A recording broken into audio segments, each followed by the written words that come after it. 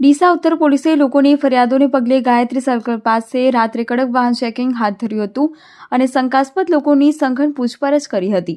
ડીસા શહેરમાં ઉત્તર પોલીસે કાયદો વ્યવસ્થાની સ્થિતિમાં સુધારો લાવવા અસામાજિક તત્વો સામે પાસા અને તડીપાર જેવી કડક કાર્યવાહી કરતા ગેરકાનૂની પ્રવૃત્તિઓ કરતા અસામાજિક તત્વો ભૂગર્ભમાં ઉતરી ગયા છે.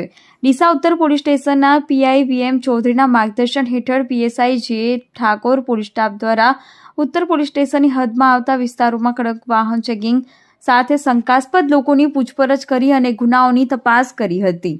રાત્રે ગાયત્રી મંદિર વિસ્તારમાં છેલ્લા ઘણા સમયથી રાત્રે નાની મોટી ચોરી અને લૂંટ જેવી અસામાજિક પ્રવૃત્તિઓ આચરી લોકોને હેરાન કરતા હોવાની ફરિયાદો મળતા શહેર ઉત્તર પોલીસના પીઆઈ વીએમ ચૌધરીના માર્ગદર્શન હેઠળ પીએસઆઈ જે ઠાકોર સહિત હેડ કોન્સ્ટેબલ જયંતિભાઈ ઉર્ફ જેડી પરમાર સાથે પોલીસ સ્ટાફે અચાનક રાત્રિ દરમિયાન 11 વાગ્યે વાહન ચેકિંગ હાથ ધર્યું હતું. અનેક શંકાસ્પદ લોકોની પૂછપરછ હાથ ધરવામાં આવી હતી, જેમાં રાત્રિ દરમિયાન દારૂ પીને પૂરપાટ વાહનો હંકારતા વાહન ચાલકો સામે કડક કાર્યવાહી કરવા હાથ ધરી હતી. ઉલ્લેખનીય છે કે રાત્રિ દરમિયાન અને નબીરાઓ ફિલ્મી સ્ટાઇલમાં વાહનો હંકારી અકસ્માતો સર્જતા હોય છે, તેમજ દારૂ પીને પૂરપાટ ઝડપે વાહનો હંકારતા હોય. પોલીસ કાર્યવાહીથી અસામાજિક તત્વોમાં ફફડાટ વ્યાપી જવા પામ્યો હતો. ત્યારે રોજબરોજ પોલીસ ગાયત્રી સર્કલ પર આવી રીતે કડક ચેકિંગ ચાલુ રાખવામાં આવે તો શહેરીજનો અને બહારથી આવતા કરતા મુસાફરો પણ સુરક્ષિત રીતે મુસાફરી કરી શકે તેવી